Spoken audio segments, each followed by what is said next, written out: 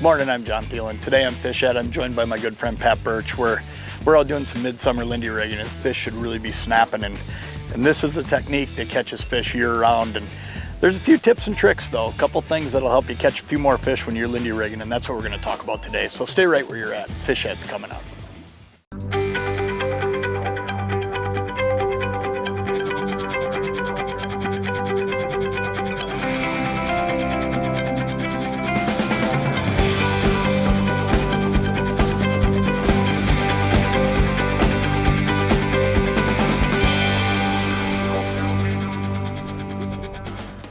You know, one of the things I'll tell you, I think Lindy rigging is a great tactic at any time. I mean, any time throughout the year you can catch fish Lindy rigging, but one of my favorite daily times to fish a Lindy rig is when I see fish down tight on the bottom. If I see them up a foot, 2 foot, a lot of times I know I can catch them with a lot of different techniques, but when I see them flat down belly on the bottom, that's when I want to for sure put a Lindy rig in the water, because here's what happens. I'm pulling that bait by them, slower, in the most natural presentation. I'm giving them a little more time to look at it, because you got to realize when you see fish belly down on the bottom, usually what that means is they're not active, and eventually they'll lift and they'll start moving and get active. But right now, when you see them flat down there on the bottom, a Lindy rig is the perfect way to go after them, because they will bite. You just need to give them a little bit longer, and we're moving a little bit slower, and it just needs to look as natural as possible, and you do that with a Lindy rig. Surprised that we don't get bit here. There's one. Look at that. He almost tore the rod out of my hand. Oh, he's a little one. Yeah, he probably is. Got him. we got a double. Oh, it's not a little one, dude. This is a big fish. Is it? Yes. Ooh, nice. I got one too. Do you? Yeah. There was now here's a neat thing about Lindy rigging. This one's taking drag too. So. Well, there was a pile of fish right here, and they were just stacked up. And when you get that pile there, and one of them moves, and probably what happened here is this fish jumped up and bit me, and then his buddy got all fired saw up. me go, here, I'll take that. You go ahead and deal with yours. Right. I got him. You got him? Yeah, I got him. But his buddy saw this fish I got hooked up, come up and hit it, and he's not big. I thought he was better than he is, but you know what? He's a good one. There's nothing wrong with him. Yeah. Good 17-inch fish. What about you? I probably got a 23, 24 incher in on Here's here. what we're gonna do. Let me just do this, and let's get Pat's netted here, because he's got a really nice one here. There you go, buddy. Look at that. Nice. All right. Look at that. That's where it's supposed to go. Mine should always be bigger than yours. Well, I guess it's your turn. You did get the bigger one the other day. Yeah. We fished the other day together, and I was lucky enough to get the bigger fish. And look at that, though. That's a Mille Lacs Lake double. There's a lot of fish out here right now. That's awesome right there. You know, one of the things that I think's worth talking about here too. Are you entangled there? Ooh. Whoa, you got him? Yep. Okay. Yeah, he's already got he come off in the net. One of the things that I think is worth talking about here is how we choose the areas we're fishing. Because there's mud flats all over Mille Lacs Lake. Here's how I attack mud flats. When I look for the right ones to fish, number one, I know Pat does this too. I mean, I've watched him do it as we've been fishing together or against each other in tournaments over the years or whatever it may be. Do a lot of driving around. And the first thing I'm doing, I'm just looking for fish. If I can find fish, I'm pretty confident I can catch them, especially when they're sitting on the edges of flats. When we got up this morning and got ready to go, the first thing I can tell you I do every day is I look at the wind. And, you know, what's the wind doing? If the wind's blowing when I'm mud flat fishing, I tend to believe that I'm going to be fishing a little bit more up on the top. You know, there's times you can go right over the top of a mud flat, right in the middle of it, right in the dead of summer, and catch fish when the wind's blowing.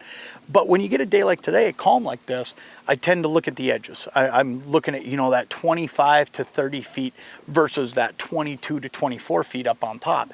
And if you start with that simple rule of thumb, you're usually going to catch some fish right away. I mean, we're just running right along an edge here. It's a pretty simple deal. And here's the other thing that's really neat about that.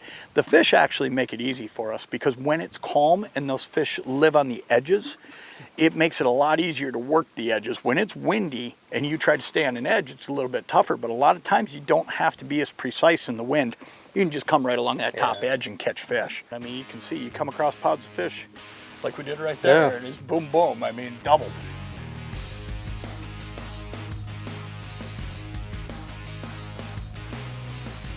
There's one. Got him. This one feels like he might be a little bit better. Oh, good. Maybe. Might be a little better. You ready? Yeah. Coming. We're close. Better fish. Behind you. If it's Yeah, better, why one don't will we get do behind that? you. Yeah. I don't know how much better he is, but he's probably more in that 18, 19 range, I would guess. Yeah, it looks like Yep. it. Yeah, look at that. 18-incher. Yeah. That's an awesome fish. He's gonna run out of bait here, John. You know, it's funny too, because Pat said to me this morning while he was driving up here, he said, "Do I need to bring leeches?" I said, "Nah, I figure I've probably got about 20, 25 leeches. I think we got plenty." And, you know what? You watch, we're gonna run out of bait today. This guy, I got that hook got through his lip. I just want to get it out of there. There we go. That sometimes that whole hook will get through, and that happens in the net. Simple as that. That's a great 18-inch eye right there. Awesome fish. Here's what we're doing.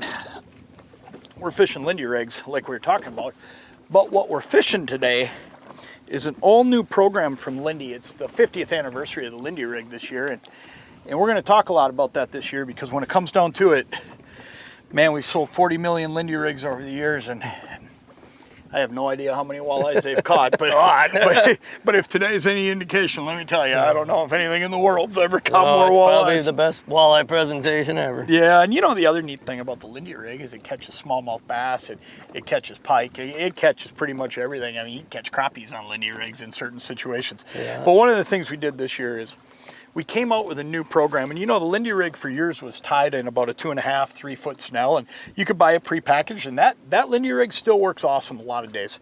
But what we wanted to do is come out with a 50th anniversary edition. So what we did is we came out with a 10-foot snell, and they're all built out of fluorocarbon. Then you have a whole variety of colors. You have 4 different colors and hooks, and then you can get them in single hook size 4, single hook size 6.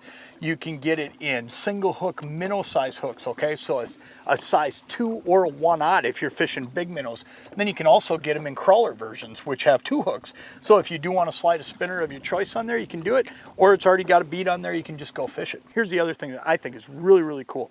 When you buy the package of the 50th anniversary Lindy Rig snells, each one of these snells is in an individual pack.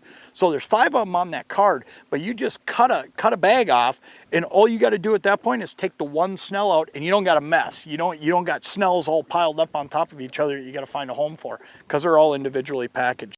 One last thing I want to show you that we're doing today. We're fishing no snag sinkers. And this no snag sinker, it's been around for a long time. Oh, tip my coffee over there while I'm trying to get there to show it to you. But here's the thing about this no snag sinker.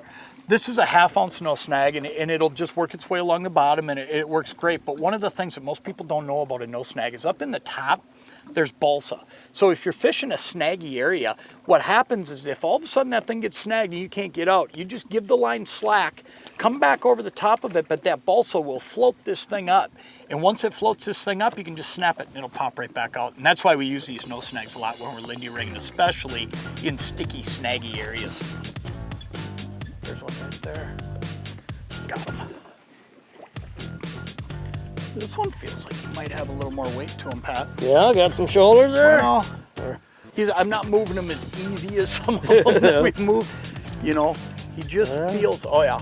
Well, you just got that other 20 inchers, so probably on some of those a little bit better ones though. Well, one of the things that happens is usually you know it's a better fish when it wants to go. You know, I haven't been able to just move him straight up. He got out to the side. Yeah. I mean, I'm not going to tell you he's a giant, but I'm going to tell you that he's yeah, one of those good he's a good fish. He's a good fish. Load Oh yeah, look at 20-inch him. fish. He might be bigger than I thought. Oh yeah, you got a beauty there. He's a good one. Stay button, baby. Woo! Look at that. He's not ready to come in yet. No, you know, it's funny how when they see that boat, they see the light of day, they see the boat, whatever it may be. Here we go. Oh yeah, it's a great eye. Look at that. Come here. What a great way to wrap it up. Johnny. That's awesome. Look at how healthy that fish is too. I'm just gonna slide right over here. What a great eye. This is what you can do not only on Mille Lacs right now. Here you go, I'll slide back over here and let you get back to that rod. But you can do this pretty much anywhere across the Midwest by just going out and Lindy rigging, and man, it's still just flat out catches fish day in and day out, and that's why I'm telling you, get out and buy some of these snells, because you look at this. I mean, I'm fishing the same snell all day, and I can't tell you how many fish we've caught. There's no way you're going to get to see them on this show. Yeah. I mean, we've caught so many fish, it's just been crazy, but look at that. What a great fish to wrap up our day with.